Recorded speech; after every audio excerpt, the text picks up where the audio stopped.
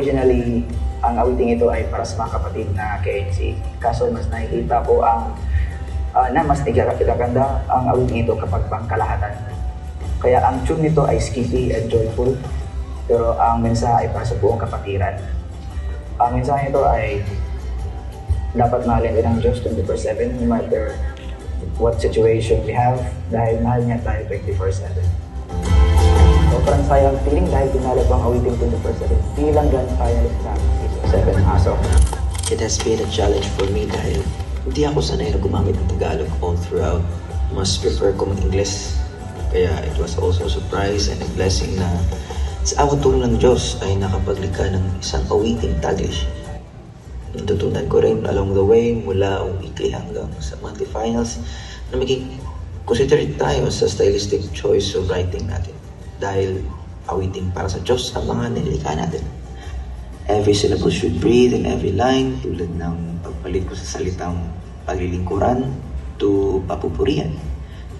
Logically din, dapat tama yung tinatawag na lipad, lalo sa chorus, which is yan ang pinaka-main hook ng awiting po. Laking papapasalamat ko po sa Diyos dahil sa mga kapatid na nagtulong-tulong para mapulido ang awiting ito.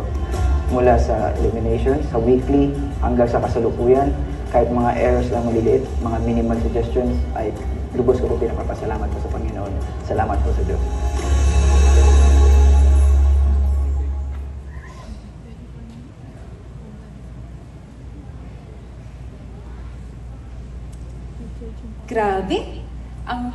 Grabe ang pagod kagabi, pero ang sarap pa rin ng gising kapag galing sa gawain. Every morning, may chance para magpasalamat sa Diyos. Kung ikaw ay naglilingkod sa Diyos at mayroong pagkasi ng Espiritu Santo ang paglilingkod mo, maglilingkod ka, may kagalakan, may kaaliwan, may kasayahan. Bakit? May nang aaliw sa iyo.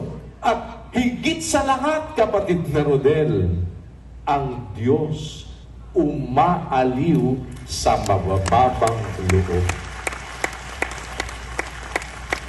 Tignan mo, kapatid na Rodel. Ito po, mga kapatid,